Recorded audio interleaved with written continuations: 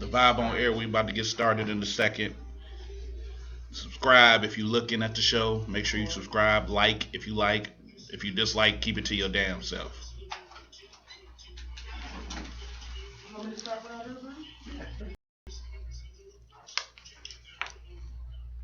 I set the wine on top of the refrigerator. Is that okay? We're You want to fall out? That's fine. I think you better set it on top. How did it get frozen? Who turned the freezer? That thing is just, it's an old refrigerator.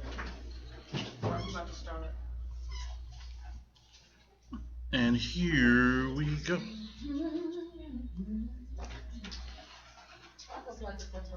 Just if y'all can't see it, that's butter right there. All that. Pretty thick for a white girl.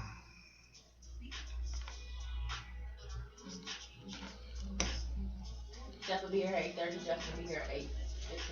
Alright, then Watson will be here sometime soon. Y'all, we on? Mic's on. Turn the music up. Just leave this right here for now, so I need some battery power. I'll make sure it's playing. Okay. I'll turn your mics on. I'm gonna just have to move it. I'm just move it to see everybody. Are we on? Yes, sir.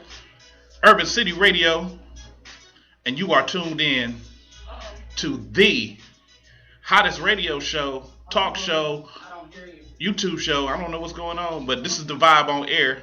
We right now streaming live on YouTube, and we trying to get it together on Please don't say nothing. on Urban City Radio. But you know, Squirt's here. See what I'm saying? She takes everything so negatively. I'm Mr. D's, and I'm your host. But you can always call me. And it didn't play. There you go.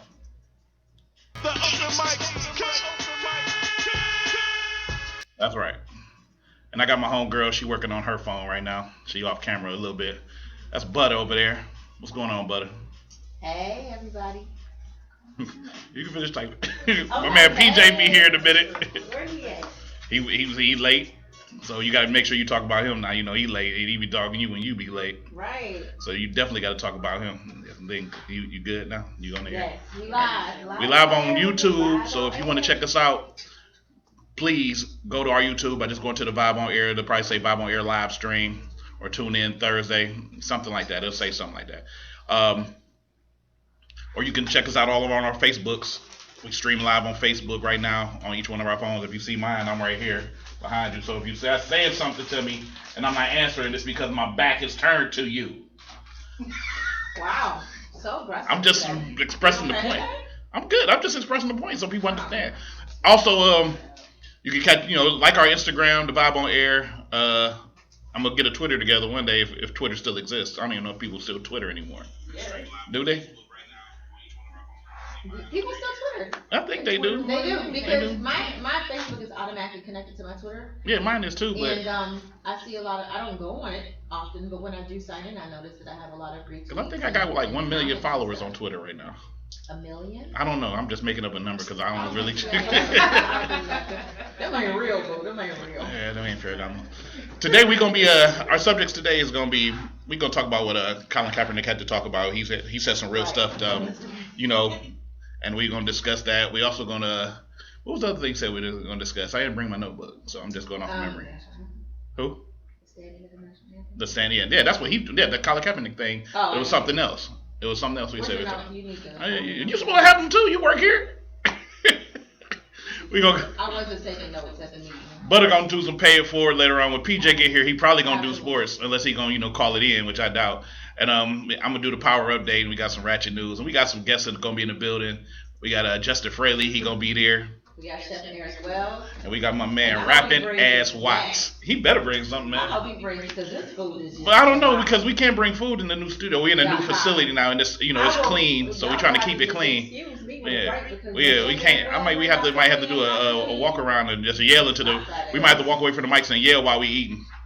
I can't stand it. I'll take this with me when you. Yeah, you see us on Facebook, but you probably won't see us on YouTube eating.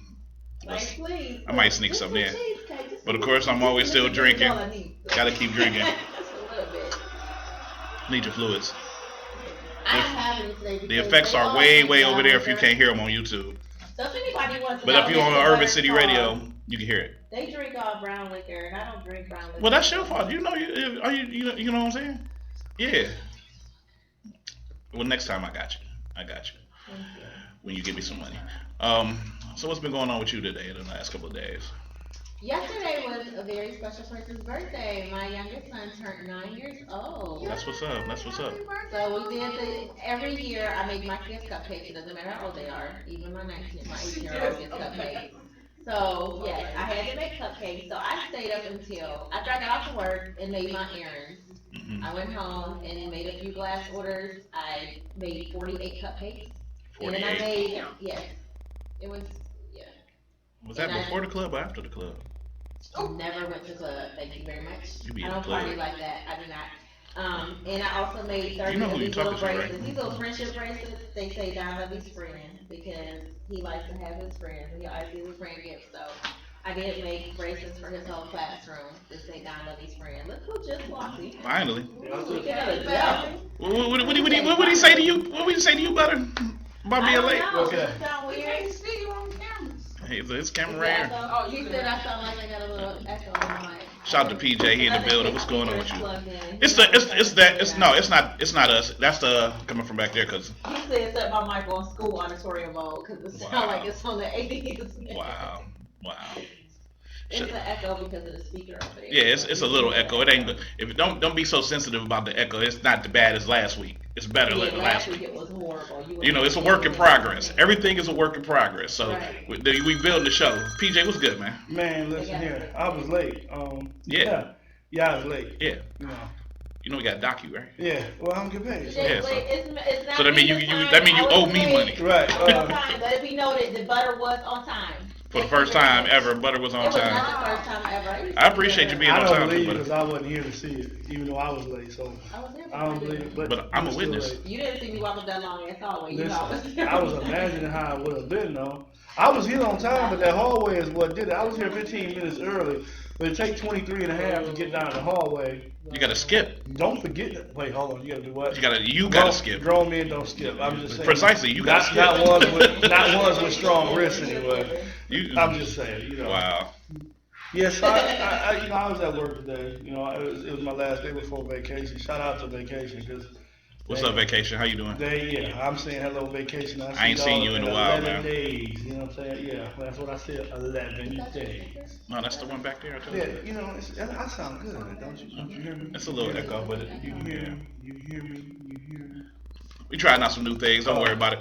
So let's talk about Colin Kaepernick, man. Oh, you want to jump right into sports? Because that was my whole topic. That was sports. was gonna be the subject, and then we're gonna do sports. I mean, I'm just saying, man. Listen now. Colin Kaepernick, you know, I applaud you, brother. I applaud you for standing up for what you believe in. For all those who don't understand his movement behind it, those who take offense to it, you're looking at it the wrong way, in my opinion. He's not, you know, going against the people who fought for this country. He's not going against anything like that. He's actually sitting down for those people, for the people that you know, national anthem does not, you know, do justice for. A lot of veterans are coming out saying that they stand behind them because, you know, when you're in the armed services, a lot of people don't realize this. When you go over there and you fight, and you give your service and your time. Some of these people came home and didn't get what they deserved. We have wounded veterans. We have people who are in need of assistance in a lot of different ways, displaced. And they are not being treated the way that they should be treated. Just like black people aren't being treated the way that they should be treated, minorities aren't being treated the way that they should be treated in this country. And that's the basis of what Colin Kaepernick is saying. He doesn't believe that this country is doing what it should be doing, so he doesn't believe that he should stand during the national anthem, and I applaud him for it. Yeah, I applaud him too, because being the son of a veteran, you know, my father was in Vietnam, and you know, he came back and he struggled a lot, you know, even though, you know, he came back from there with different addictions and everything, and you know, they had to fight years to finally, you know, come Right. out and say, you know, this was true, you know. a lot of people don't realize it, but when you watch certain movies like Dead Presidents, there was a part of Dead Presidents that was really truthful. Yeah, that was truthful. You know, when he went to in front of the judge and said, you know, I fought in the war, Vietnam, and the judge said, I fought in the war, World War II or whatever, a real war, mind you.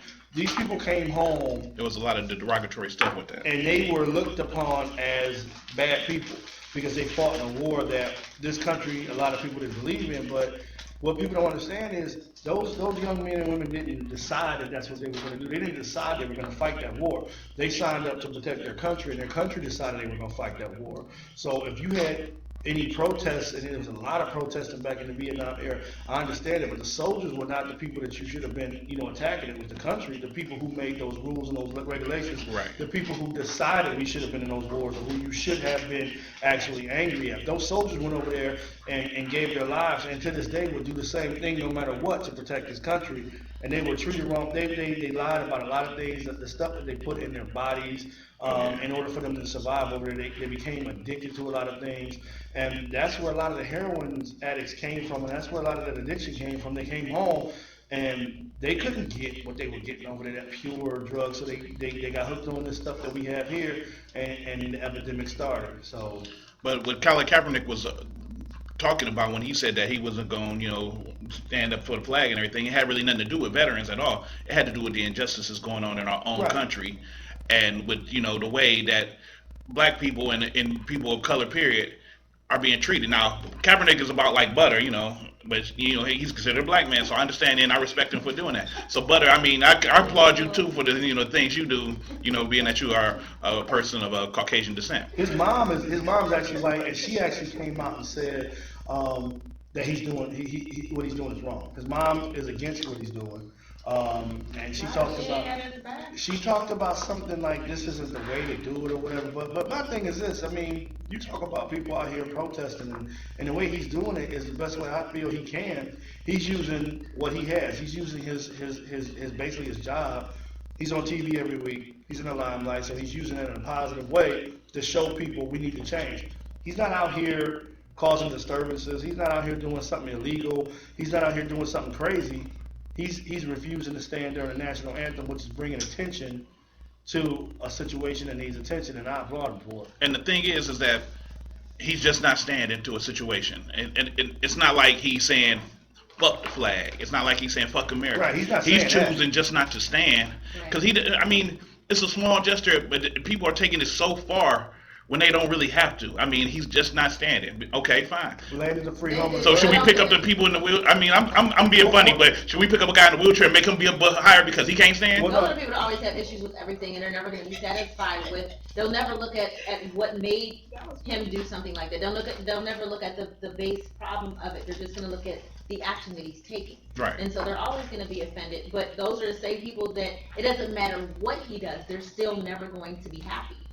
So, I mean, you're going to have people burning things and throwing stuff away. Same dumbasses, they're probably going to go, since he wins the game or does something great, then they're going to go back and try to throw a bottle at him during the game. Right, so they're pretty much those ones that can't stand on their own. Mm-hmm. They're bandwagoners.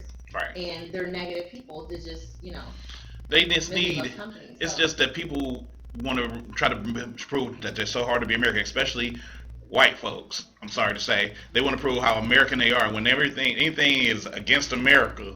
If it's against America, I'm against it. And I ain't gonna let you do anything to break my flag and all that there, god damn it. That's how they be. Can I ask you a question? Where did you get that? What accent is that, bro? God damn it, that's an accent from down south, god damn it. I tell you quit. I tell you quit. I tell you quit, god damn it, I'll go down there and get that boy over there, that boy go around here, that boy, So all my folks down south, I'm just fucking. That girl coming up there for what she Hey, what do some of them children over there, boy, put them on the Playboy. That means some boy. No one in my family speaks white. Listen, You speaking white right now. No, I'm speaking properly. No, you're speaking white. No, properly. I'm speaking properly. So what is speaking white? You still be saying, you be still having broken English with that type of accent. You want to have a whole other topic. Oh, yeah, true. But when you think about the national anthem, what does it say at the end? The land of the free and home of the brave, right? Right. Well, that's what he's saying. Basically, that it's not a free land because it doesn't embody everybody. You say that, and you say, yeah, this is America, this is the land of the free, home of the brave, but there are minorities who don't feel like it's free. That we're not free in this country, and that's what his basis is. Now, what he did say about the veterans, though, when people say, well, what about the veterans? He says, no, well, it's for them too, because they're not being treated fairly either. You have, like I said, these veterans out here are not, some of them are, but a lot of them are not given what they're supposed to be given. They're not taken care of the way that they should be. So for all of those people out here who have a problem with the way that this man is expressing himself, come up with a better solution. I mean, if you want to sit here and talk about what he's doing, let's talk about what he's doing. Let's talk about why he's doing it, because they're not addressing that. They want to talk about what he's doing. He's not burning the flag. He's not stepping on the flag. He's not doing any of those types of things. He's not saying that America is the worst country in the world. He's just saying there's injustices that are not being taken care of properly. They're not being looked at properly, and that's his way of bringing attention to it. So if we want to get over this situation, if you want the man to stand up, then let's talk about how we deal with these injustices. Other than that, I mean, you're really petty for sitting there talking about it. I mean, he's not the first person that's done it. He's not the first person who's ever done it. The problem is people aren't looking at what the real is. Why is he doing it? Right. And we have an agreeer here. One of my followers said he's not against the Put flag. the mic in your mouth. He's not against the flag. He's against the fact that the flag is supposed to stand for and it's not being held. I mean, it's more important things to be mad over. I could be mad over the fact that I watched The Hateful Eight the other day, and they said nigga in that movie more than any black movie with niggas in it. Overdid it that time. Yeah, he really did. I know he trying to make it a period piece and all, but they, nigga this, nigga that. Overdid it. That nigga over there, they say nigga like 20 times in the first scene. Every other word, literally. Yeah. And I was just like, okay, there's one thing to be trying to make a point, but that was just way too much. Yeah, he did way too much with that. It started to become insulting. Yeah, I mean, it but was a good movie though. I'm gonna say this though. I'm just gonna say this. I'm gonna put this out there. I'm gonna play devil's advocate. Then we need to stop saying this so much. If we really feel that way, I agree with you. And it goes that word right there is only empowered by when you give it power. So I can sit up here and I can say all day, this is my nigga right here. Right. You know what I'm saying? You my nigga. You know what I'm saying? And it's accepted. She my wigger. But but when someone of a different culture, other than Puerto Ricans and Mexicans, because we excuse them for some reason. Other than if a white person, I'm just gonna say that if a white person says that word, we want to act like the world just came to an end. I'm not too happy with Mexicans saying it. Puerto Ricans are different. You can't you say it, you sing it in a Puerto song, Ricans but are they're not different, 'cause they allowed. So you want them, you're okay with them buying your music, and then they can't sing the words to your music, but you don't want them saying it, but you keep saying it, then you want them to buy your music. Be in a club or a bar and watch when the song come on, and the nigga part, you look over at the white people and say, they be mouthing it though. Right, Like, but they gonna say it out loud. They'll mouth it like. Buy your records, and a lot of white Americans, the ones that actually buy the music, and not just download it. Like we're not. It's a 13-year-old going to sophomore academy or something. That he saying, "My nigga this, my nigga that." Probably somewhere at some bougie ass Hollywood place. So if you don't want people to say it, then you shouldn't say it. You shouldn't display it. You shouldn't represent it, because the nigga's a very ignorant person. Mm-hmm. A lot of people almost have been discredited in this world for that word. Eminem almost got discredited because early, before he became famous, there was rumors that there was a mixtape or a demo tape with him saying that word. And it went viral to the point where, I don't know, I guess they didn't prove it or people kind of left it alone, but if they would have pushed that, his career would have been over, because his career base is black people. But you got to look at it you have to look at it like this. If you use that word, you use that word. My thing is if you're going to use it, use it. If you're not going to use it, don't use it. I'm not going to sit here and preach to you about using it. I don't get offended by the word because I know what I am. To me, when I use the word, I'm not going to sit here in line and say I don't use it, because I do. It means something different than what people think it means. And I'm not saying it's right or it's wrong. I'm not defending it. I'm just stating how I am with it. I'm gonna tell you. It's the same thing with the word bitch, though. It means the same thing with women. So yeah, women use that a lot. Yeah, if a man calls a woman a bitch. But it's in what. But if another woman calls another woman like bitch, you tripping. Because if you just walk up to me and be like, "Look, bitch, I can't stand you," then of course you just insulted me. But if my girlfriend come up to me like, "Bitch, you look good," then it's kind of like that's like a compliment. But it's like, But if I don't like the word, if I don't like it, I shouldn't use it, and I shouldn't allow other people. I talked to you the other day, and I was pumped about the one episode of Power because I'm a big Power person. You're a Power person, and it was the one scene where Tommy first time said nigga. Tommy said it, but he said it so smooth. It was like you didn't even really pay attention. He was like, wait a minute. It was like the first time, and I was like making a big deal. I was like, Tommy said nigga. It was so, and the episode was so good. I was like, Sherry, what? Nah, I want to keep watching. It was so good. But I had to keep rewinding it so I could make sure he said nigga. That right there, I guarantee you, if you were to bring it up to the writer or the director, they're gonna say to you, the reason we did that was because we wanted to show where the privilege is. There are some times when there's what you want to call privilege, where some people are excused. Right. You in a group of black people, this dude, he grew up with us. He grew up black. You know what I'm saying? So he said the word every now and again. He say it. You know what I'm saying? Like the movie Gridlock. You know what I'm saying? But he has to be cool enough. He has to be cool enough. He got to earn the right to use that So word. you don't think that him getting in and being cool with everybody, that he was slipping an insult somewhere to someone and it not be noticed? I don't think that he would do it with his people, and I also don't think that he would do it outside. He would use the word. Your own people insult you. What I'm just saying, what I'm saying to you is, when you have a person who has been given the privilege, that person understands that privilege only goes so far. So far. It can only be said in the context of my nigga, or like, nigga, is you crazy? He wouldn't have said it that way. He would have said, you know what I'm saying? But if, let's say it's his crowd of people. If you pronounce that ER too much, it's a problem. And then let's just say his crowd of people who have given him privilege, and then there's another crowd of black people who haven't. He ain't gonna say it. He ain't gonna let them know he said it. So if he's too educated and speaks very properly, no, then he can't be cool enough to say the word. No, you ain't gotta be too educated. You know, it's but when if somebody people, else is cool enough to say it and they want to slip an insult in there, it's okay because they're I cool think enough to have it. if you look in context though, speak it. In context, when you hear the word nigger over nigga, either one of them is bad.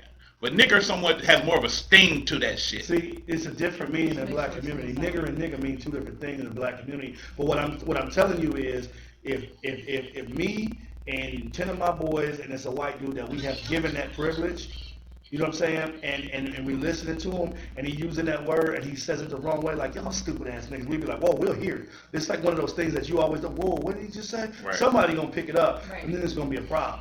To me, it's like I don't believe in that. I don't afford people the privilege. Like I got the power to do it, but I'm not gonna afford you the privilege. I'm not gonna say, hey man, it's okay for you to say it. But if your cousin, who I don't know, come around and say it, I'm gonna have to beat his ass. But that's like, have you ever seen the movie Gridlock? It was Timothy Roth and Tupac, and he said my nigga a lot in there, but he would only say it to Tupac.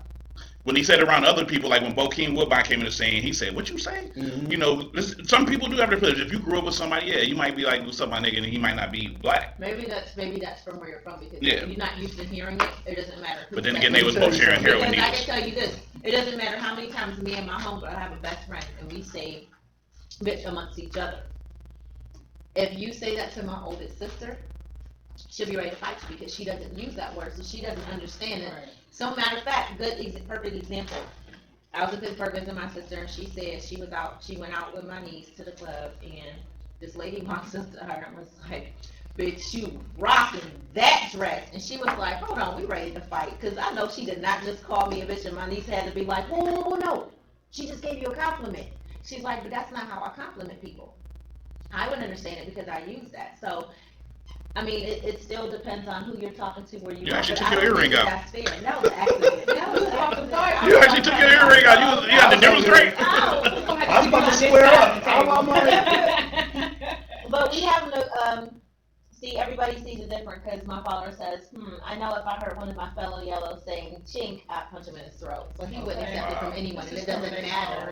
It doesn't really matter. I mean, it's kind of like to each his own, I guess. But I guess what it boils down to, maybe you just shouldn't say it. That word is going to be controversial because in our community, we've accepted that word for so long. It's become a part of our culture in a sense. I think we accepted it just because it's a way, just like using comedy as a way to laugh and get over a lot of serious issues. And like that you use that word to take the power out of it. It's brainwashed into our heads because it's been so common since slavery time to be called a nigga. Now it's such a common tool, especially when now with the music the way it is, and it's just brainwashing. It was kids growing up saying it. That it is, but it's, I I grew think up saying some it. people use it as far as getting used to it. It's like you get beat, you learn to beat people.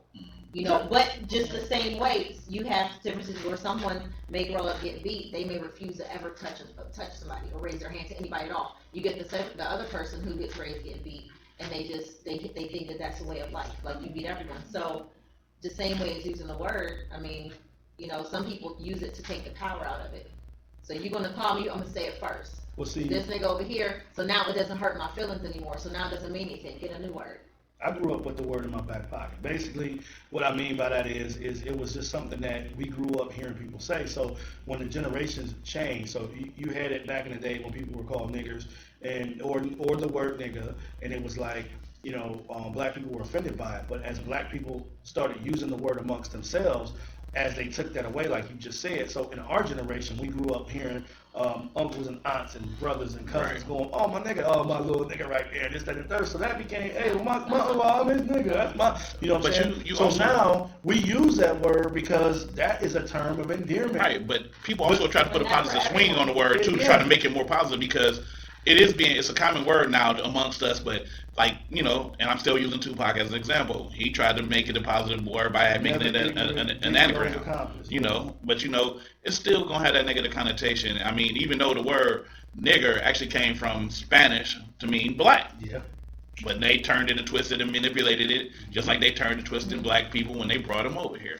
But I thought we were talking about Colin Kaepernick. Sorry. We kind of shifted left a little bit, but Yeah. you know, it's So my thing is this: the NFL is looking at the whole situation, right? So you already got to know when an organization that big gets into it, it's about publicity, it's about money, and it's about politics. So you know, the NFL's got to look at it, and the team's got to look at it like, you know, how much are we going to have to invest in this? How much are we going to lose? How negative is this going to be on us? But the thing about it is there's no rule. So the NFL never came up with a rule that stated you must stand during the national anthem. So he can't be fined for it. No. He can't be That's what kicked I off the team for. Well, I mean, I Did they can't. I'm fine gonna say themselves? they can't No, fine him. they can't find him. But he could. I mean, I ain't gonna say he can't be kicked off the team. You can be cut from a team for anything, and they'll cover it up a lot. But I can see where in certain companies, whatever he endorses, definitely could pull away from him because they don't want to be associated with it. And a lot of people are going to get upset when I say this, but that's a business decision that a lot of companies are forced to make because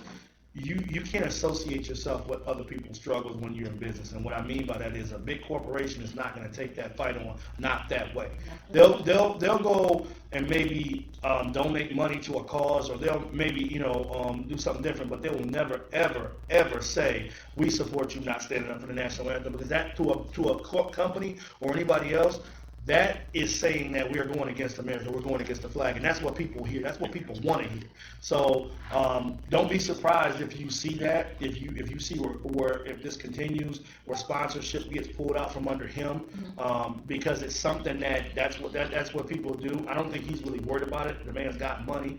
I think he really is determined for this cause, and there's starting to be other players that are going to do it. Another player, a rookie, which is a very bold move for somebody just getting into the league for the Philadelphia Eagles. I can't think of his name. He said he was also going to join him and sit during the anthem. So it's going to be real interesting to see. In summation, the thing is that they're role models, and they need, and what he's did is not a bad thing. It's bringing a lot of flack down on, but it's going to hopefully help to create a change. And I think more athletes need to be more about that. We can keep going on with this subject for a while, but we got to make some moves, and we got some people coming in. We got Chef Eric Wells going to be here. He here now, actually chilling over there with the chef jacket on. He ain't bringing no food though. We got cheesecake though. We got Watts going to be in the building, rapping ass Watts or BKA Watts, whatever you go by now, and we got Justin Fraley. We're going to take a quick pause for the calls. This is the hottest radio show ever created. You might want to turn that up some. We can't hear. Right. That's what you turn the speaker on. This is the Vibe on Air, Urban City Radio. Mr. Deeds, the Open Mic King, PJ Butter. Hey. She's white. She's white. Take your time. We'll be back. I'm gonna think about it. I'll do it. What's up, Steph? How are you? So yeah, it's been crazy. Every time I've been in the Justice Center half the week. What? I've been in the Justice Center like half the week. Let's sit this on the floor. Then we can go ahead and run up We're talking about this, on we're talking about Switzerland because it's in it. Okay. And I told you I was gonna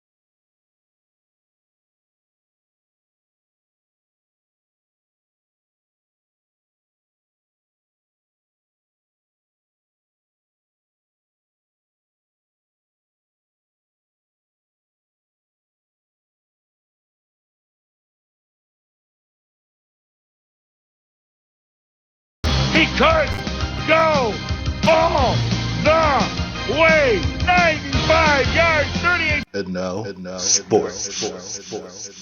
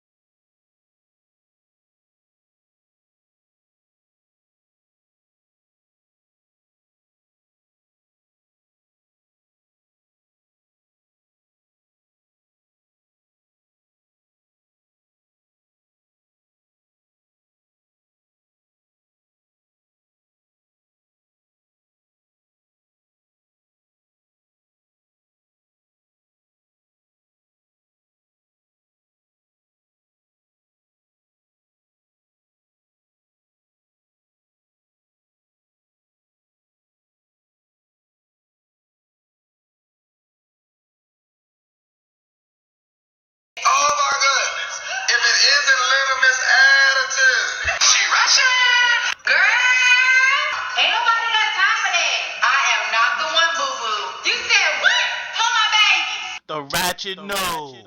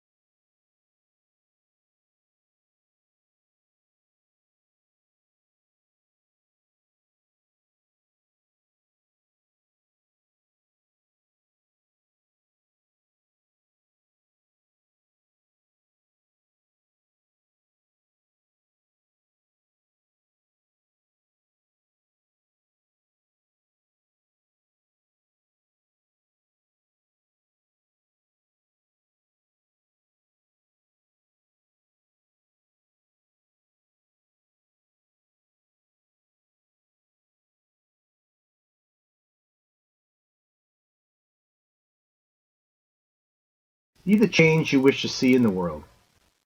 You can make the difference. Ordinary people like you and me making a positive difference in the world by practicing paying it forward.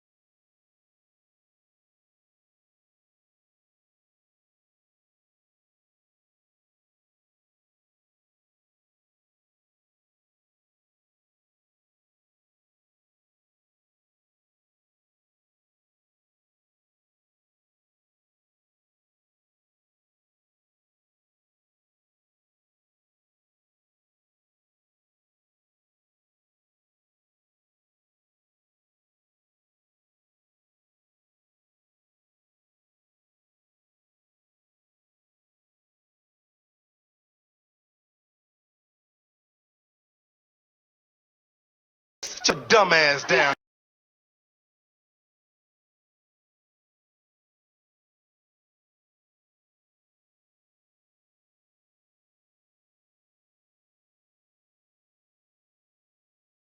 Sit your dumb ass down.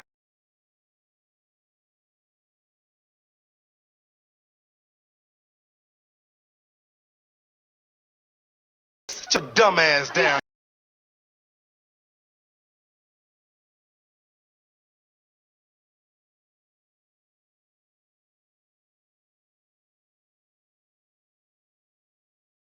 Sit your dumb ass down.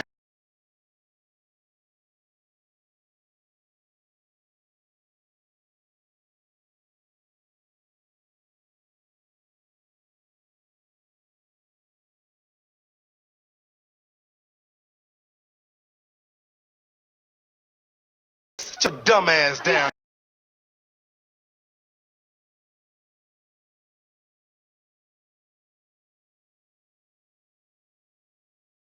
Sit your dumb ass down.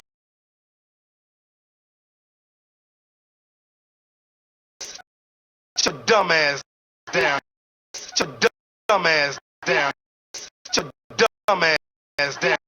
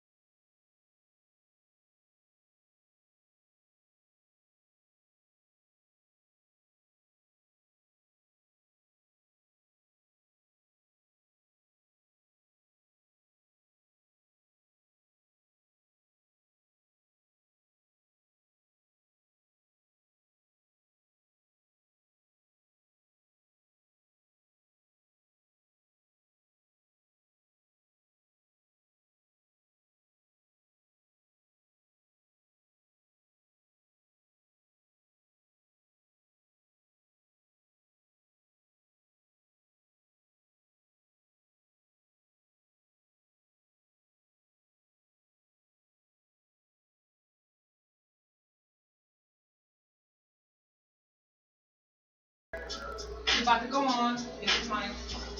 Urban City Radio. Oh. Yo, The Vibe Show. tuned in to the Vibe on air. I said that already. Urban City Radio Station. I said that already. If you want to call in, the phone lines are open. 216-539-9858. Mr. D's, the one and only. 216-539-9858. I gotta turn my. Somebody asked me. Huh? 216-539-9858. I just want to do that. It's Mr. D's over my king. That's PJ. That's Butter. Butter. Hey, y'all got segment music and shit. I can have some too. We here in the studio. So jealous. I am. I'm very jealous. I'm also a hater. In the studio right now, we got my man Justin FRALEY. We got Watts in the building. And we got Chef Eric Wells in the building. If you see Justin right there, I got to hold the camera for him because he's a big dude. You know, you can't just hold the camera normal. We told you about that. Stop. Shut up, man. Chef Eric Wells is in the building. We're going to start with you. What's going on, bro? Nothing much, man. So tell us about the scandal. No, just playing. What's going on, man? Tell us about what you do, man. Skylar Rays, and you blowing up, I hear. Well, it's good stuff. I'm a private chef, so what I do is I specialize in doing intimate dinners for two. What I do is I go to a couple's home and I do a 6-course menu in their home. And I bring everything: linen, flowers, candles, food, of course, china, silverware, everything. The only thing I use of theirs is their stove and their water, and I clean up afterwards. So it's really nice and romantic, great for birthdays, anniversaries, things like that. Also do in-home dinner parties. Also do in-home cooking classes. So it's great for girls' night out kind of cooking classes instead of doing the regular kind of just at home drinking wine. You have the chef come in. We all cook together. I bring all the food, cookware, everything. Bring recipe packets. We cook together, serve it family style. It's a lot of fun. So do that, cater larger events, but I've been doing this 12 years.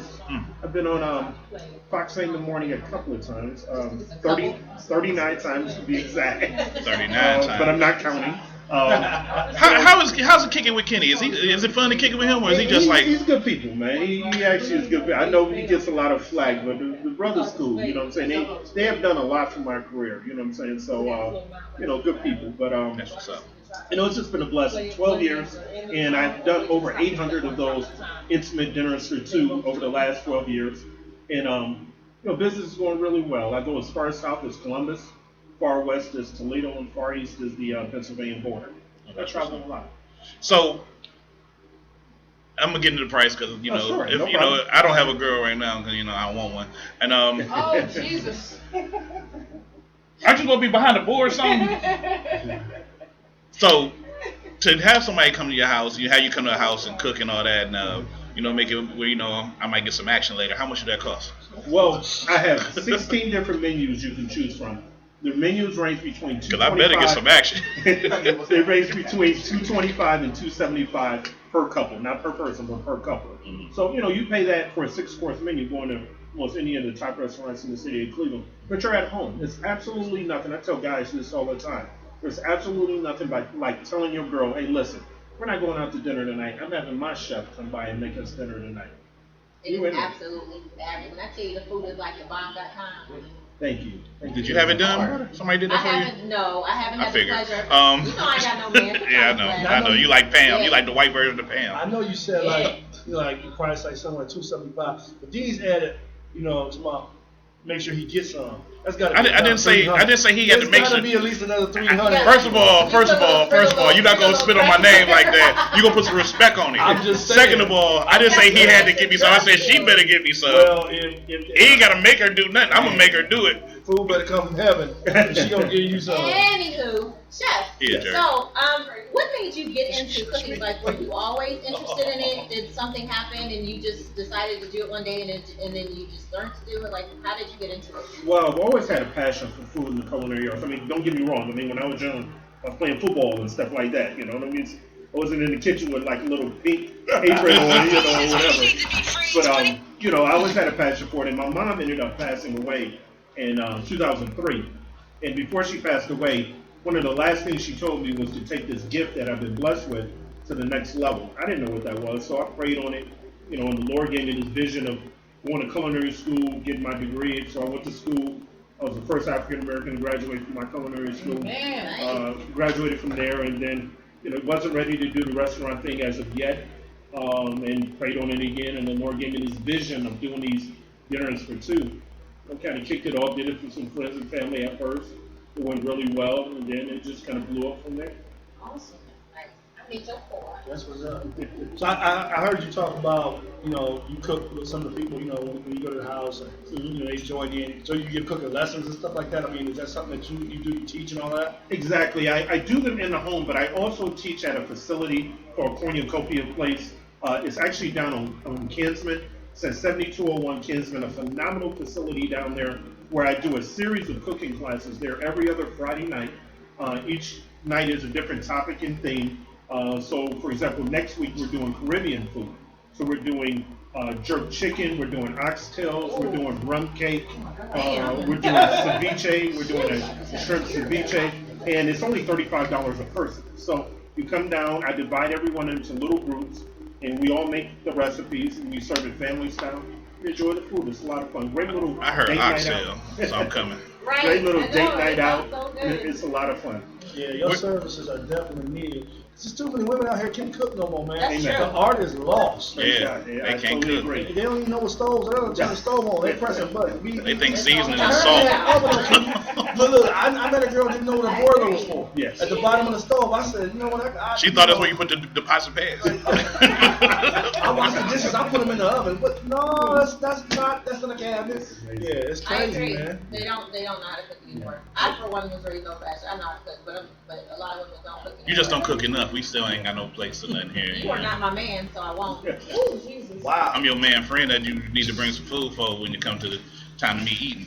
Where did you go to school? Where did you get your culinary background? Well, the culinary school I went to is a school called the International Culinary Arts and Sciences Institute. It's actually out in Chesterland, Ohio, which is straight out Mayfield and 306. Yeah. I graduated from there in '04, and again, been a chef for 12 years. And I just want to say something with regard to the intimate dinners for two. They're not necessarily always for couples. I've done them for sisters that just wanted to have a dinner. I've done it for business people having like a business meeting, signing, $100,000, $200,000 deals or whatever. I've done it for fathers, daughters, things like that. So it's for almost anyone. Okay. Yeah, been at waiting exhale parties and bitter parties and what we having All the time. I don't need no man, but he sure Have you ever done a party for black women or white women trying to be black? Wow. I've done some events where there were a couple of white women there that thought they were Because black. Butter is interested in doing one of those. Yeah. I got a question for you though. Because we was having a conversation about speaking properly. And Khmer speaking properly and speaking white. See, you speaking properly, but you black, and you sound black when you I speak grew up properly. in Kinsman. But what sounding Born and black? raised on Kinsman. Like he just sound like a black man. He just sound like a black man. While you, on the other hand, you just sound white. This segment with is broken called English. Shots at Butter. Absolutely. Absolutely. I'm gonna stop shooting shots, but I love you to death, girl. That's my thing. But Little Bo Derek over there. Look So- at the, So, what's next for Chef Garrett? Well, right now I'm working on some projects. I'm doing some consulting with some restaurants. I've been hired by a couple of local restaurants to do some consulting, change their menu around, kind of help them kind of get their marketing kind of side of it going. But more than anything, I'm actually becoming a missionary.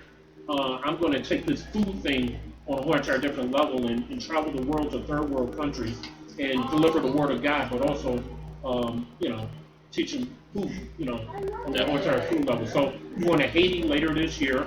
I'll be going to Western Africa next year. I'm going to Central America maybe in about 3 years. So when you go, who's gonna cook here? Are you still gonna do the dinners? When I go where? Did you just? She like when She when just you think about leave, herself. Basically, who gonna take your place?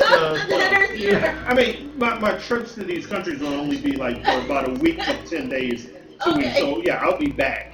Did you see? I don't know if you paid attention to Did you something just- you cooked that to her because she Let me was. tell you something. she Okay, was so we losing it. did the Smines Really, dinner girl? with Chef Eric Wells and Lena White. But you did that. And I was able to taste some of the food.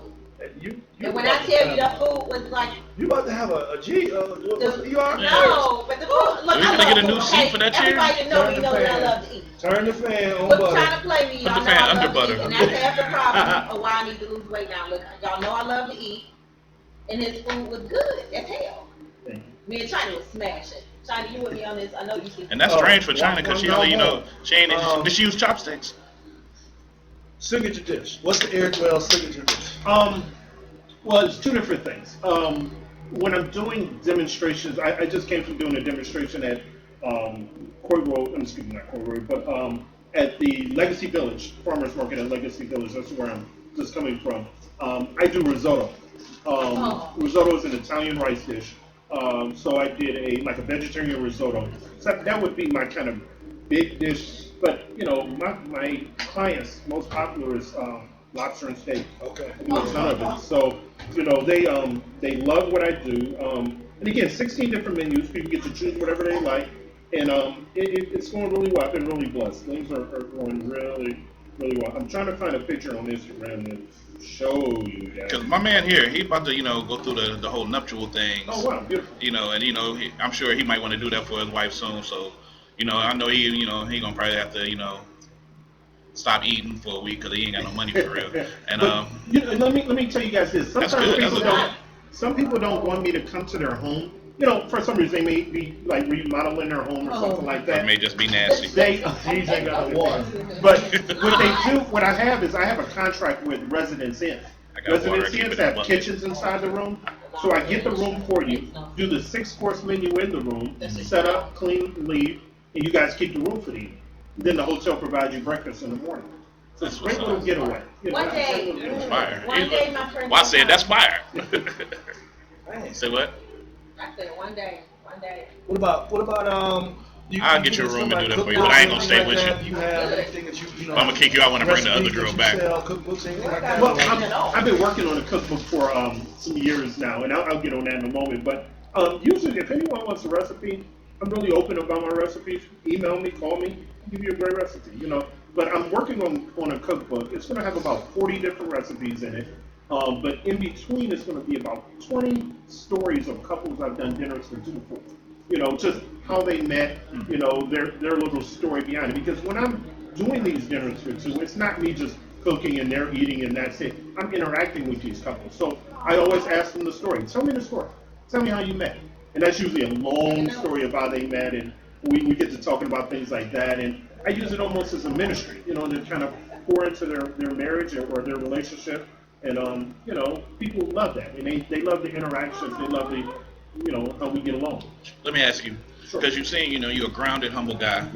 Have you, most chefs now, like, everybody trying to hit the Food Network or, have you ever thought about doing anything like that? Because, just what you're saying is like, could be the basis of a show where, you involve a ministry into cooking and you talking to people. They got Dog the Bounty Hunter talking to people now. Why can't Chef Eric Wells talk to people and help them change their life?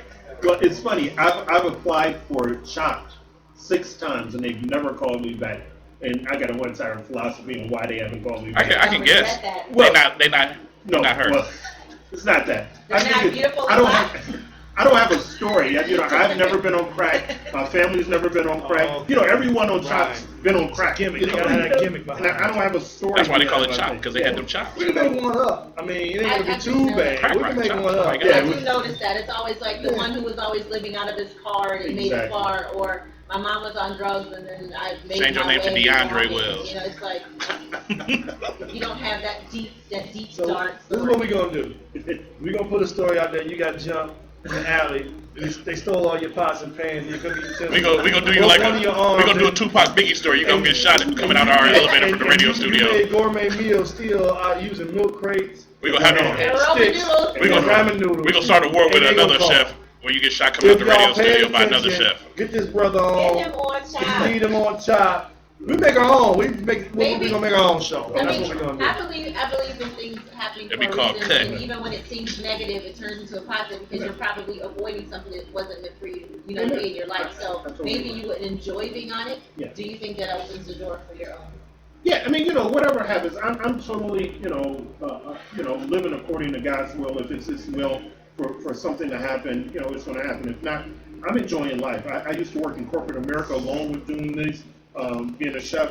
I quit my corporate America job to do this full time. My wife thought I was crazy. She's like, benefits? What about our benefits? You know, but I stepped out on faith, trusted God, and this thing has just been going great. I'm loving what I'm doing. So if I continue to do what I'm doing for the rest of my life, I'm happy. Do you cook better than your wife? My wife cannot cook to save her life. So basically, Wow. I see how it goes. You know, she get mad at you. You're like, man, she get that smell coming from the kitchen. She forgetting all about what's Yeah, going on. Never forget mind. everything. Forget everything, brother.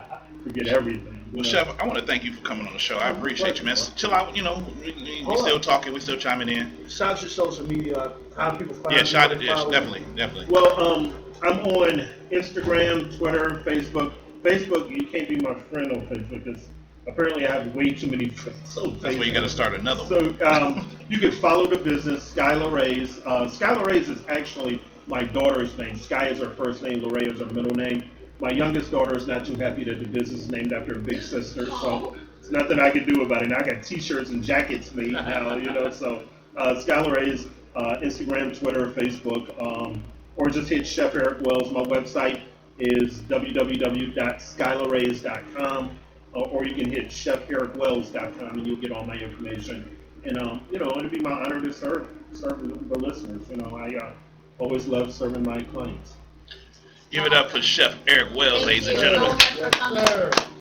If you following on my feed, there's some of these ladies I know, and you know, y'all like me. That's how you get to me. We gonna switch it up real quick. We gonna bring on my homeboy. I like to call him the Prince. He popping up everywhere now. He down at Anatomy. He was at Kings and Queens. He not there no more. He was at B-Sides. He trying to do some radio stuff. He just been all over the place.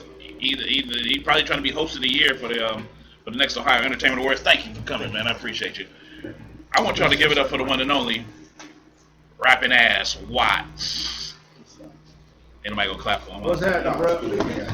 I got something in my hand, you know. What's happening? Yeah, right. What's good, What's man? good, Watts? He got a full hand. She got a touch screen. Yeah, It's cool. so it's What's confusing. happening? What's going on, man? Hey, I'm cool. Appreciate y'all for having me come. I'm gonna ask you a question real quick. So I heard you talking about it earlier. Where did you get the name? It's catchy as hell. Rapping Ass Watts. All right, so it's actually really not that big a thing. It was just like I couldn't come up with a social media handle for a while, so I was trying to think of what to call myself. So like all my Twitter names were like jokes at first. So like at one point it was like Sir Mixer Watts, which was just funny to me. And every time, you know, me and my boys even kicking birds, they're like, man, that's a rapping ass nigga. Like, so it was like, all right, cool, rapping ass Watts. Became my Twitter name. I made it everything else, and it just stuck. And now I can't go nowhere in public without people going, rapping ass Watts. Like, chill. Like, it's like we at church. You might want to market that, bro. Listen, man, I was thinking about it. My manager be ready to kill me, man. Right, yeah, my manager be ready to kill me, man. We for business purposes, we officially registered me as BKA Watts, but rapping as Watts is still on my social media. Okay. Now Watts, I know I'm over here in the back. No, that's cool. Everything. You doing your thing. I ain't I'm mad. trying to adjust stuff here. It's something to be fumbled with. I got to fumble with stuff because I got to do everything. But Watts, okay. So yeah, where'd you get started in the hosting thing? Because you know, you just came out of nowhere to me. I don't know. You know, you're a lot younger than me. You did a younger crowd than I did, but you just popped up out of nowhere and then just blew up real quick. Well, actually, when I was in college, I hosted all the events. Well, first thing first, when I was in college, I was president of the Black Student Union on my campus. So every time we did a show or an event or any type of thing, I hosted it. And then once I got on like Cleveland open mic circuit and scene in like 2008, you know, I just started out as, you know, rapping and performing, doing poetry and all that. Hosting was presented to me in 2014 when Lyrical Rhythms was like on its last legs, about to shut down, and they asked me to come in and host a couple of nights, and we just kind of stuck from there. I mean, it just kind of picked up supernatural personality things. So from there, I Am 216 approached me. I ended up taking over. I thought I put it on vibrate. No, not so much. But yeah, I'm about to say, I picked up hosting with I Am 216. Then Kings and Queens approached me. Anatomy approached me. like a month after that, and next thing I know, I had 4 weekly events. Kind of running like that. Nice. So you perform anywhere currently? Like, you have any shows coming up? Where can they find you if they want to hear from you? I'm working on a project right now, so I have there's a show this week at the Cultivation Theater. Actually Saturday, called Love Our Streets, and I'll be performing there by like very special request because I haven't been performing particularly because I've been like keeping all my new stuff on the raps while I'm trying to get this together. But I'll be there. But outside of that, I mean, Anatomy every Saturday is where I'm at hosting. And in the meantime, I'm just working on the project, working on the YouTube show, soundtrack and the film that's coming up. So I'm all over the place listening to everything. What is your favorite? Like, what do you really want to do? What is your what do you feel like you made it or you reached your goal? What is like the big thing you want to do? Is it like a movie? Do you want to having like a big time record? No, my goal at this point, see, like, it's changed over the past few years because initially it was like music was almost like always my first passion. It was like I want to rap, I'm gonna rap. But over the course of this past couple of years, I tried. Last year when I started getting all these other gigs and hosting, I was like, all right, well, I can make money doing this. This is dope. I like this. Then I tried stand-up comedy just because I was like, why the hell not? And it worked. And now I'm at the point where I just want to have a successful career that encompasses all realms of entertainment. Because it's now I'm more than rap. I rap, I host, I act, I do stand up, I book, and put together events. I completely map out and organize entire structures for entertainment, for events and companies. So it's just a successful career in entertainment in general. Let me ask you, because you got a lot of hooks that you're known for. One, of course, the beer gang. Beer gang. And then the other one is about these big ass burritos. The burrito king. I'm that dude. You actually, like, I was looking at your page today trying to tag you on this for today, and there was a picture of you and you just sitting there like this is rapping ass blah blah blah, and all slowly just this baby sized burrito just come up out of nowhere. Yeah. It was literally like a baby being swaddled. Right. Yeah. Like that's I don't know what it is, man, but it's just like I always try to do something that's just like throw it off, like, or when I try to do something that's like normal to people and try to just find a crazy way to do it or a different element to it. So I started with Chipotle. I started with the giant burritos. So I have them do 3 wraps and make them like Mickey Mouse ears. Then I get like triple or quadruple everything, and when they wrap it up, that's gonna be like an infant. Like I go to Mongolian barbecue and I stack up one bowl like 1.5 feet over the bowl. So then when I walk out of there, I spent $8, but I got like 6 to-go containers off one bowl of food. So like everywhere I go, I do stuff like that. How long? Yeah, that's what I asked him the same thing. Yeah, actually, that's you don't eat it all at one time. No, hell no. That's what I'm saying. Yeah, I want to know, do you eat it? Like, do you really smash like the whole burrito? Like that burrito, like could probably like feed like a little village of Africans twice. So I'll be eating that. If I get it on Tuesday, I'll be finishing it on like Thursday. It's crazy because you talk about some of the stuff you did. You started hosting in college. I started hosting in college. I was rapping out. You was rapping. And we've had conversations about this open mic stuff and I'm not gonna repeat myself. But I used to rap back in the day. Yeah, I did. I used to rap down at Cleveland State when I used to host the Spring Fest and all that stuff. You was rapping presents, man. You wasn't rapping. I was rapping. I got singles out here, B. I got singles in your pocket. I got singles. My sister used to dance for me. Off beat, because I know that song. Yeah, she got that one. She got that one fucked up foot. Okay. I mean, I know we talked about you doing some radio. Right. I don't know if that came into fruition yet. I know I see you in front of a mic a lot. Yeah, man. I'm always in front of a mic. I've been. How it happened was with the Anatomy show. I started going down to Radio 1 and recording our commercials for that show. Then I used that when I did the song for Channel 3 a couple months back. They asked me if I knew anybody at Voice Radio, and I told them I would. So I ended up doing a contract with Channel 3 to do all their radio commercials. I did those. Then I took that down to Radio 1 and started doing commercials, just voicing for random commercials for different companies. And now I'm basically down there still doing that, and hopefully leverage it into a position because I get called down there a lot. So I'm working on that too. I mean, it'd be dope to get into it. I mean, I've been out of regular corporate America. Like, I haven't had a job for like 5 months now, and it's just been straight entertainment, straight hosting gigs. Because that's another thing we had common, because we both used to work for T-Mobile. Right, yeah, both used to work for T-Mobile. That was cute and everything. It was cool. Yeah, they called me and definitely offered me the job back. I'm like, nah, bro, I'm on the TV. Man. Y'all gotta pay me more. So nah, I declined. I'm on the TV. I'm on the TV now, so nah, you can't get me back, baby. Who do you really want to work with? Like, rather it be on TV, a musician, or do a show for? Who do you really want to be in contact to work with? Music is always going to be the first and most important thing. So, I mean, just some of my favorite musical artists are always going to be like first on the list. What would be? If I could just like run into Andre 3000 one time, I'd probably cry like a lady. And just try to exchange verses with him. Somebody like that would definitely be up there in the ranks. Joe Budden, I don't know why, man. That dude was just, people say what they want, man. That dude was a nut, man. His music was fire. So like somebody like that, of course, you know, Jay-Z's and Eminem's and all that.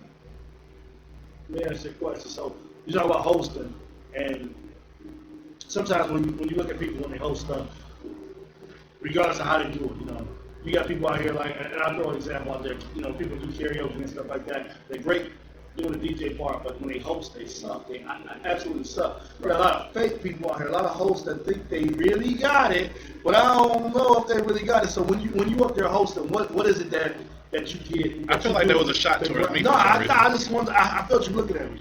When you up there, what do you do to grab some crowds? You know what I'm saying? What do you do to keep them into it? Because you could be up there like, yeah, next we got this person coming. People looking at you like, man, this, I don't even know what this said. You can introduce Beyonce like that, and people will be like, I don't want to hear this shit. So what is it that you do that keeps them going, and keeps them in the crowd into it? Fortunately, I think it's just pure beard and personality. Cause like, I don't know, like every time, it does not matter what I do. When I'm about to approach a microphone or a stage, nervous. And I don't know if it's necessarily nervous, much as it's like just anxiety to just like get to the situation at hand. But like when I'm about to get up there, it's like my stomach being sweaty, butterflies and all kind of shit. Once I'm in front of the audience, it's like I talk to them like I know every single person in the room. So it's like, you hearing my voice and you ain't never met me before, but it's like we like best friends, and I just run on straight personality. I just want everybody to be cool. I want everybody to chill. I want to get reactions and responses from everybody. So, you know, I speak to the room and it's like, yo, what up? Make some noise. Everybody might not make no noise. Okay, cool. Well, when I say if you having a good time, say yeah. They might not say yeah. Okay, cool. If you wash your ass today, make some noise. Whole room get loud, even the niggas that's lying. You know what I'm saying? So, and it's like you gotta break the ice with people, and that's how I approach that situation. And then from there, you know, when I'm out, once I'm done introducing somebody, I go back into the audience and I'm in the crowd and I'm sitting down. I'll sit down next to somebody I don't know. Like, man, you enjoying yourself? Like, I interact with people. It's a whole. It's not just next to the microphone is so and so. Because if you do that shit, you won't get to 4 nights a week like I will. And you know, I know you dealt with a lot of the different performers and people put together stuff. I know you dealt with Carlin. I know you dealt with, you know, quite a few people, and you know, you had a lot to follow. I've like I remember the stuff you did with you and Ryan, right? Ryan the Realist. Shout out to Ryan Realist if you listen. And y'all still working on stuff? I know y'all got the video. Yeah, Ryan is lightweight. Look, man, that dude fell in love. He got his girl. He moved around here from like California or something, and that dude moved to Akron on us. So like he is gone and he is coming. Not Akron. Akron, bro. He said Akron like it's Bardo. No. But what I'm saying though is like my man got up and moved to Akron and don't even look at Cleveland no more. Like, he be gone, and I'm happy for him. You know what I'm saying? Because he an R&B sensation or whatever. So it was only right that like one of them chicks heard them lyrics and was like, you know what? This is that dude. Me and Ryan was in the gym. We had the gym together while I was in the gym, and he was going hard in the gym. He was, man. And then he grew a beard. He grew a beard. He went hard to grew a beard. And then he was like, yeah, I'm out. He did all the stuff he needed to lock in his queen. Like, he Gucci now. That's so sweet. I knew you was I going to think say that's that. beautiful. Jesus. Love is beautiful. Are you love struck? No, Are you not just, yet. you just trying to? She got struck by a truck that said love on it. Don't tell my business. I'm just saying. Every time somebody says something about love, I think it's sweet. You're so sensitive. You gonna cry? I think love You is gonna cry? beautiful. No, yeah, it is. It's Love is awesome or beautiful. whatever. It's awesome to be happy.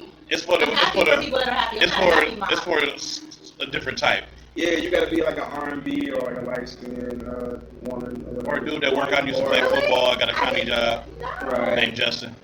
Like, I know he in love. Oh yeah, yeah. You allowed to be in love if you got like. Justin don't even flinch when you say shit about him. That's the Justin has two thing. loves now. I know, and we're Yeah. gonna talk to Justin in a minute about that I because know. Right. But love is beautiful. Justin- And I Justin love definitely happy gonna love people. there. Some people are happy moms. what you call him? He's a happy mom. you're You're a a happy mom. you're a meaty puss pants, whatever the hell that is. A happy mom is someone who does, you just sucking up all the happy. I was happy for someone. And you just A happy all mom. Sucking up all the something else. We're gonna take a quick pause with the calls, and then we're gonna come back and get Rapper wants to give out his information, and we're gonna talk to the one and only Justin Fraley, Jay Frey. He got so many names. Not actually, he don't. It's just Justin Fraley or Jay Frey. This is the vibe on air, Urban City. Yeah. You tuned in. Check us out on YouTube. If you ain't paying attention on YouTube, the live stream is jumping. If you want to call in, 216-539-9858. Talk to Watts. Talk to Jay. Could have talked to Eric Wells, but you waited too long. Join butter. You better clear that up. I was about to say something about that. Join Butter because she already agrees. We're gonna have hook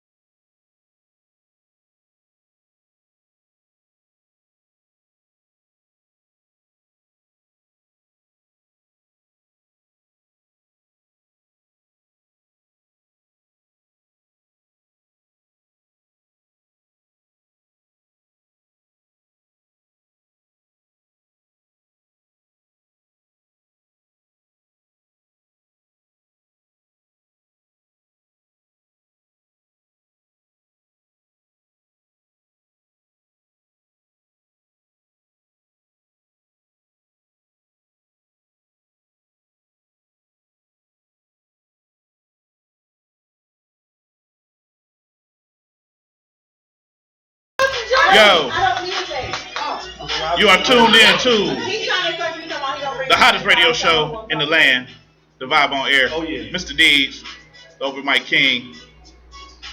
We got PJ and Butter in the building. Once again, I'm Mr. Deeds. Somebody might want to let Justin in. You guys keep locking him out. I'm going Yeah. The engineer should be doing it. She should be opening the door for people. That's part of her job. He thinks somebody work for him. Hey, shout out to the Vibe Show. But next week we changing the whole. Oh yeah, we thing of doing this something show. different for sure. Next week is gonna be the Can We Hook Butter Up? So. We're gonna find I like the other name that Watts came up Oh, with. Watts. What was the name he came up with? I don't need hooked up. What was that? Who wants to spread butter? So, who wants to spread butter? Is Yeah, the live that's show gonna be next week. That's gonna be another So I segment. need for all the contestants to chime in. No. hit the Inbox me or website, PJ. Inbox and everything like that. We're gonna have y'all, They're full of crap. and we're gonna test this situation. Whoever out. wins gets a Butter date with man. Butter. Butter doesn't need a man. So Well, all- Her business is called Scratch by Butter, but if you win the date, you might get scratched You'll know. by Butter. This is Butter. We ain't giving away no parquet. Don't let him So do you like that, Butter. I didn't know that. I don't need to get It's pure Got homogenized. your back, Butter. I'm picky, we Homogenized. the homo stuff. and I keep myself to myself. When I hired you, you was a homo. I brought the homo in. yeah. So Watts. Yes, sir. Hey, this dude is funny, man. Okay. He already started. Now I know you got your jewelry from my man over there, the naughty dreads. I was checking. I was Red checking. I was. Stripe. I was. Yeah, Red Stripe be the doing homie his Red thing. Stripe. Shout out to Cleveland Heights alumni Red Stripe. Went to school with that. I saw a Red Stripe the other day. I went to the Sam Silk joint. Oh, okay. And he had ate some a German chocolate cake and passed out on the table sleeping. I walked in there, he just knocked out. I'm like, Understand who he's talking about. yeah. I walked in and he just laid at the table like this. At first I'm like, what's up? He ain't say nothing. That is so. So I had to walk over. I said, you sleep. I was like, what's going on, Stripe? He's like, oh, what's up, brother? What's going on? I was like, you knocked out, huh? He's like, that German chocolate cake. Have you ever heard that dude spit? Oh, I heard it was been a long man. I know this. How you know this? Red stripe, bro. Yeah, He raw as hell. He's the lunchroom click. Back to Cleveland Heights. Last 95. What's happening? Yeah, y'all see the joints, man. Y'all look them up and just feel me. Yeah, it's some good work there. We gotta have him come through. Oh yeah, we're gonna have a Caribbean type of show thing. Yeah, he gonna hit y'all with hella acronyms, like all his shit is like, Yes. you feel me, art, universal focus, illustrating lessons, manifesting, esoterics, art rendering therapy, and I don't know what the fuck that is. Yeah, I'm not gonna pay attention to him. Yeah, he I'm gonna just like, yeah. Oh yeah, the red stripe means something too, but I ain't never. Yeah, I've heard it. I don't remember because it was a long ass thing. Right. I just thought it was a beard, but hey. I mean, No, it's not. It's like all like when we said Tupac made nigga to something, he'd make every word into something. Pretty much. Yeah. Hell yeah. So tell them where we can find you at, man. If we need to find you, if you need to get you want to book Watts, this is how. I am not hard to find on Facebook. I am Mark BKA Watts, and everywhere else just BKA Watts. Twitter, I guess, is still rapping ass Watts, but like I don't tweet unless it's like a national. We were just event. talking about that, Niggas dude. be People funny. tweet anymore. I haven't. No, I don't. I strictly only tweet like during like national events, MTV Awards, Super Bowl, stuff like that, where niggas is all online at the same time being funny. I tweet on Tosh.0. The last time I hit Twitter was probably the last time I was in Kenny King's. If y'all know what Kenny King's is, I'm about to say, that was a long time why ago. would you say Kenny King? Like, Twitter about to be like what was that other thing before Facebook? MySpace? MySpace. Oh, Twitter's yeah. gonna be the MySpace of the new millennium. Yeah, no, I can't. I don't know how the hell. Well, MySpace is the MySpace of the new millennium, but What was the other one? What was it called? Black Planet. Black Planet. Yeah, Black That was Planet. bad. That was bad. Yeah, That Black was Planet. only, but that was supposed to only be for niggas. It's just everything about Yeah, it. everything went crazy on that. Is there a white planet? Butter? Butter. No. The whole planet is a white planet. Right. Yeah. Most of the planet is white planet. Butter Day today. What is this? Butter is black. I'm sorry. And Black. now, you. and now, Blacker than who? and now, Rhonda over here is chiming in, trying to help Butter out. Butter is Thank black. you. Thank you. Y'all just mad because y'all girlfriend started. I will be down here Wednesday, and I'm gonna engineer her show. But Watts, I thank you for coming, man. We appreciate you as always, man. When the next gig? Saturday we at the Cultivation Theater for Love Art Streets. I'll be performing there, and then after that immediately I'll shoot over to Anatomy. I think it was the 179 crew. Your night Clee. Unite CLE. It's on right. I said Clee. I know. It's cool though. That's what it spells. Yeah, CLE spelled Clee. This is true. This is true. Or Club. Cole? I don't know. While you're It's here. up. It's up. It's a hashtag. Alright. It's easy. Feel free to stay another mic back there if you want to keep going. You know, we chopping up. We're gonna bring I'm up gonna get the. out of the way so the dude with the muscles. Yeah, he's about to pick you up anyway. He look Right. like he's Appreciate y'all having me. Man. he like a real cool big bully. Like he'll beat you up and then like, man, look, I just had to teach you a lesson. Right. I just had to show you. Let me man. tell you why, I'm sure. Right. Let me just explain this to you. Like your mom. I want y'all to give it up to rapper, poet. He's an actor. He a bodybuilder. He get you back in shape if you get fat. Which we ain't gonna talk about no fat people getting back in shape because me and PJ kind of, well, mostly PJ. We ain't gonna talk about that right now. Bruh, let's go run this hallway. You go run this whole way. I walk this bitch up. Give it up to Jay Frey in the building. Justin Fraley in the building. Yo, what's happening? What's good, bro? Yeah. What's going on, Appreciate man? y'all having me. Butter said we should bring you on. I think Right. Appreciate Hot it, music. brother. Butter always bringing these muscle-bound dudes to the show. So, Dude, why is you really harping on that? cause It's is like it? these I'm state just starting to obvious get so worried much. about it. It's I'm wondering, dude. I said it like 8 Seriously. times since I've been here. Right. Are you I'm okay? sorry. Maybe I'm feeling a little bit diminutive right now. Would you stop using words you don't know the meaning of? Do you know what it means? I don't even know what you said. I don't want to. We can work up your head. So Jay, what's going on, man? Tell us what you're doing now, real quick.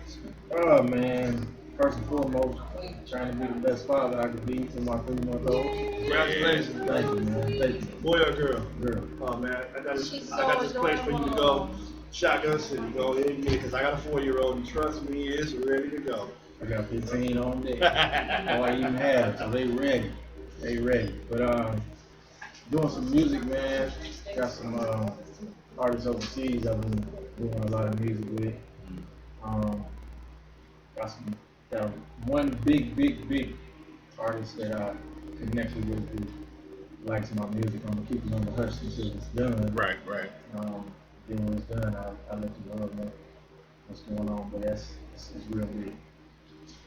And I know you've been doing poetry and performing around the city for years.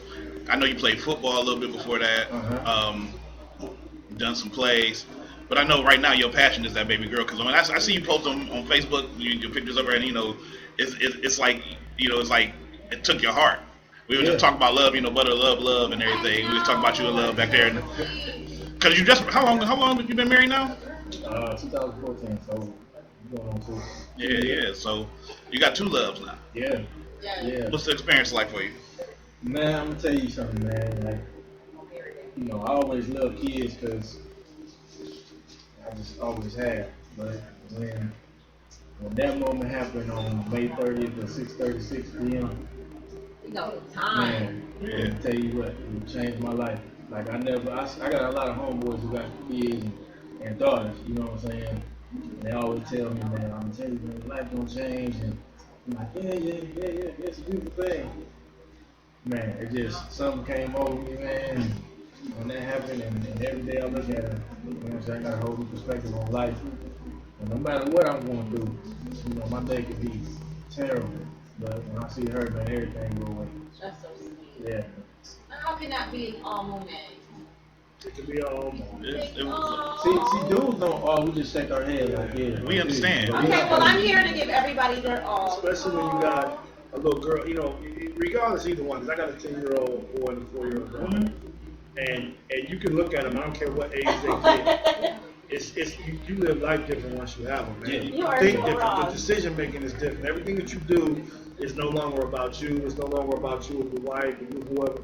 It's about them first. You know what I'm saying? And it makes you think differently. You think better because you have kids, I believe. If you are a good parent, I should say. You know what I'm saying? When you out and you making a decision, how's this gonna affect my kids? I don't care what it is. It's what you eat, what you drink, how you doing, whatever, how you pay bills. You know what I'm saying? You at work. You can't quit because you want to quit now. You Right. got kids, you know what I'm saying? You can't. Exactly. Every decision that you have is based on them because it's going to affect them. So If you're a real man and you know you got somebody dependent on you, especially a little somebody, you're gonna go all out and do what you need to do. Yeah. It gives you a whole nother drive. Like I tell my kids all the time, like Even when I'm tired, like I've done 3 days straight, like no sleep, even when I'm tired, just knowing if I gave up, what you have to do and who you have to depend on. Like that just gives you a whole other source of energy right there. So yeah. You find some energy somewhere. So John, let's say, all right, Justin, kick the resume, man. Tell us how you get what you've been doing from day one to where you are now. What's your progression? With poetry, that's been there since like 5th grade. So that was like number one. That turned into making an album, like making 3 albums. The last album was more hip hopish because I started to expand a little more. And then with that last album, I got into more producing. I produced the whole album minus 2 songs. Stepping away from the lyrics now, I'm not dissing anybody who does music now, but I come from an era of great. Yeah, go ahead. I come from an era of great fucking music. Right. Where, like Watt said, like 3 Stacks and Eric B, Rakim, and like, I mean, the first time I heard a hip hop song when I was illegally at Bell's with my cousin, and I heard, no rapper can rap quite like I can. I'm like, what the is this? Right. I'm 6 years old, like, so like now lyrically I don't really have much to say because people not really looking for lyrics. Right. They're just looking for something that sounds good. Look at my dad. Right, and next year you ain't gonna know who he is. But I still got stuff, you know what I'm saying, tucked away, and I'm still gonna do it. But right now the production is just bringing me more gratification. I got more to say musically than anything else. The acting is still there. I did my first short film a couple weeks ago called Yesterday's Tomorrow. That's kind of tied with writing. Appreciate you, wife, man. That's tied in with the writing. Okay. I'm real visual, you know what I'm saying? Like I like to make you feel something, whether it's if I'm doing a poem or if I'm presenting you a movie. And the movies that I kind of go towards a silent film because actions speak louder than words. So I can make you feel something about what's going on rather than somebody saying something. With that point, I submitted to the Sundance Film Festival, Cleveland International Film Festival, Atlanta Film Festival, Toronto Film Festival. All 4 of those are in consideration right now, which is the 4th stage, the last stage is being accepted. So I'm just praying over that right now for them. I had to take it off YouTube because with them submissions you can't have it. Right. Your film on YouTube. If anybody want to see it, I can shoot it to you. But powerful film, and I already started writing the second one. I know me and you crossed paths a bunch of times in different circles of plays. I've seen you when you did a show at when it was Winners. You did kind of like a Kanye thing when you had the beat machine out. Mm-hmm. You just started doing the beat right there, and then broke into a whole flow, and it was dope. So, and then I've seen you on the stage, and I know you did some stuff with Philly Wheaton. Mm-hmm. Did you do any of the movies he did? Yeah, I did. I did the You Do Better movie. Yeah. Because you was in the play too, of course. Yeah. And the last play I was in here was Soulmate. With Terrell Hicks. Yeah. Keisha, you better. Right, Keisha. Yeah. So what's the next step? I know you're still I don't know what to call it, a fitness coach or whatever you just trainer. You're a trainer with a naturally gifted, right? Yep. What's going on with that? Man, that's another passion of mine. Everything I do, I go 150% in it. If I can't go 150% in it, I won't touch it. So I don't really like to halfway do stuff. So with the training, I do meal plans, sports training, weight loss, weight gain, anything you want to know from that. I do that when I'm about to do some online programs for people that can't get to the gym. I'll be setting up a website and doing online stuff so you can actually, and I'm gonna have videos where I kind of break stuff down. So you about to be the straight Sean T. No. Sean T though. Sean T If you know be like, who he Michael on Sheed his is, stuff, like follow you me. YouTube Michael Sheed, like that's kind of who I look up to. For our channel. I was thinking of Sean T because he just known, but I Nah, want to know say why he you likes think Sean T because soft ass. he's Sean T is married. Sean T don't touch weights. I like No, he weights. doesn't. he touched stuff though. So guys. Thank you. Cause I We didn't care.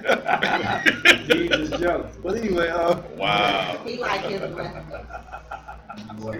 That's how people get fired. It'll be the new vibe over there with some other people and me. I come up with that. You said I'll fire. Yeah. I'll I fire. might have known my cousin. What's that? Are the engineers still talking? Eddie LeGrand. What year? What you know? 95. Okay, no, he was Okay. So you talked about music. You talked about the vibe and everything like that. So I always ask people,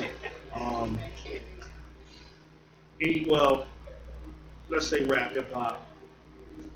I'm gonna give you 10. Give me top 10. top 10. Because 5 is too hard. This is in no particular order. Okay. No particular order. Okay. Rakim. 3000. Scarface. Nas. What's that? 4. Pop. Wait.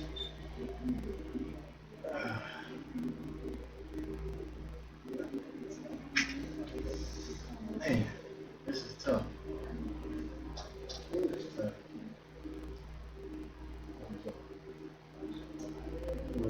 Kane. Gotta have Kane. Man, you making me choose. Choose. And people don't feel me on this one, but I missed this dude. Pimp C. Yeah, MC definitely. I don't even know what number I'm on right now. I think this 7. Yeah, 7. Coochie Rap.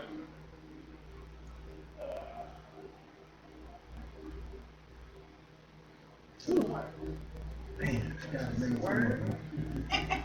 Right. Like, tough set. Oh man, this is tough. I'm drawing a blank right now. What about KRS? Yeah. I wouldn't put it on my top. Not mine. Not yours. Okay. No. Oh man. 2 more. I just gotta accept Pop because I'm a big Pop in it. Pac is like my #1.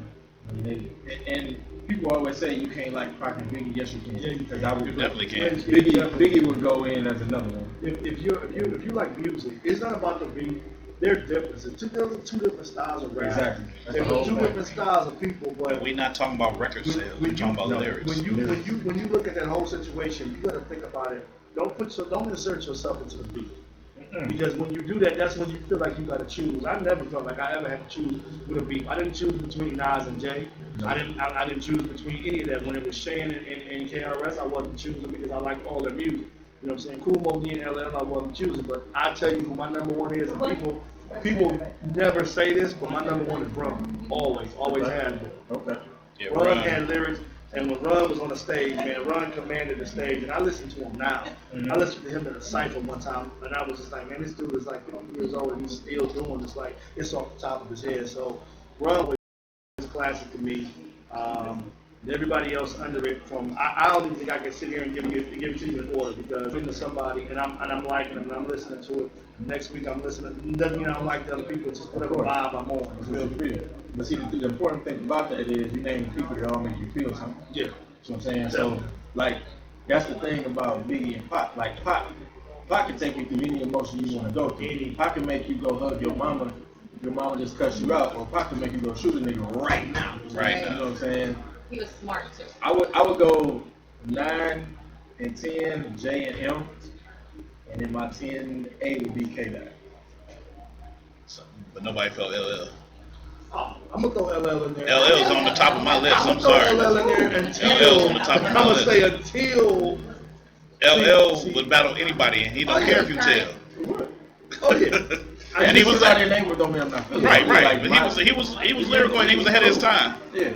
L was a trendsetter. And when you think about it, like stuff that you see now in documentaries, and you see in movies now that we really didn't know how it was coming up because we were small and all we knew was we heard the music. But when L and them came in and Brown and all those dudes, Def Jam was just getting started. L was like their flagship artist. That dude took Def Jam. And I'm sorry, right behind LL is Ice Cube. Oh, Cube, watching the NWA store, watching this dude and knowing what he did for that group, like Cube was the bread butter. when he walked away, and no disrespect to Ren because Ren was great as well, but it's like having that one, like yeah, I can't get from under this dude's shadow, and that's what Cube was. He was a writer. He's always been a writer. Cube just wasn't a rapper. He went to school for it. That's why the movies that he does, he writes Friday. Look at his resume. Yeah. That dude was he just added up here. You know what I'm saying? And he could take whatever he saw and put it into something and entertain you with it. Yep. And also get you to see the realism behind it. But that dude lyrically is I was listening to NWA today, I'm listening to this Ice Cube is all over the place and it's crazy. Yep. So past or present, who would you want to do a collab with? If you got a chance to work with them, whether it was writing their music, We getting down to 5 minutes, so who would you choose, past or present, to work with? Ooh, my God. Random, like maybe 2 people. It's gonna be interesting right here. I'm gonna be honest with you, and it's not that far past, but 3000. If I could just play him a drum pattern and be like, do what you want to do with that. And present, my dream is to work with Kendrick. Who? Kendrick. Kendrick Lamar, yeah. Okay. Period. One thing. Well, before we end it, why don't you shout out how people get in contact you if you want followers or get in touch with you as far as your personal training goes? Let me shout this out. September the 10th at the listening booth. It's going to be at the restaurant Europa. 30519 Pine Tree Road in Pepper Pike. Me and B. Hosley. We about to go in on some poetry like how it's supposed to be. B. Hosley, shout out to B. Hosley. September 10th, 8 o'clock. Come on out. The listening booth. You can get me on IG at Justin FRALEY I am. Everything is basically on there. Look me up on Facebook. That's it. I'm very, very, very accessible, and I correspond. I'm not one of these dudes out here that's like done a little bit and now I can't respond to people. Like I go back and forth with people like right then and there. That's what's up. Give it up to Justin FRALEY, ladies and gentlemen. Thanks so much. Appreciate y'all. Well, we down to the end of the show. We got Watts in the building, Justin FRALEY in the building, Chef Eric Wells. We thank y'all. And don't y'all leave yet because I meant to get Eric Wells, but he bounced on me. But don't go nowhere. We're going to close out real quick. PJ, starting with you. Black people get it together. One of the things I said, and I'm going to say this real quick. People going to hate it. Black people look at the Ku Klux Klan and watch what they do. And what I mean by that is they don't give up. They organize. They have a belief. Even though their belief is screwed up, you can't tell that group of people if they can't accomplish something because they organize and they stick together and they do things that way. They're not walking around talking about don't vote, this, that, and the third. So organize, get yourselves together. If you have a cause, go at it. That's all I got to say. Butter. If you want to do something great, there's a lot of things going on right now. Louisiana's having floods. There's a lot of families, even in your local community, that need some help. All you have to do is open your eyes and open your heart. Do something great. And I'm sorry to interrupt you. I forgot there was somebody who said that if you want to give to people in Louisiana, go to Henry's Cleaners on 116th and Kinsman. You could drop off clothes there, and they'll go directly to those families. They're also planning a trip to go down to Louisiana to go down there and help out with some of the work that need to be done. So get involved. Go ahead. Listen to people. Open your eyes and your heart, and you can change the world one person at a time. You never know who you can help. Just by being nice. You are tuned in to The Vibe on Air. Mr. D's, the one and only. Catch us on YouTube, The Vibe on Air, Facebook, Instagram, The Vibe on Air. Catch Butter on Facebook at ButterCon. Or Scratch by Butter. We're giving her away next week too. Don't forget. Don't forget we're giving her away. Mr. D's, check me out. Hit our Instagram, hit our Facebook. Tune in next Thursday, same time. We're gonna have Milano in the building. Who we got else? Butter giveaway. Oh, we have Tamika with the beauty nook. And there was one other guy, but we'll get that out this week. And the butter giveaway. And we're giving away butter. We're gonna spread some butter around Josh this. Trundle's coming in. And we're gonna spread some butter. This is the Vibe on Air. Mr. D's Butter PJ. We out. Bye. Thanks for tuning in, guys. Talk to you soon. It's so nice. It's nice to be nice. Thanks for tuning in, When you're guys. mean, you're ugly. And I don't let me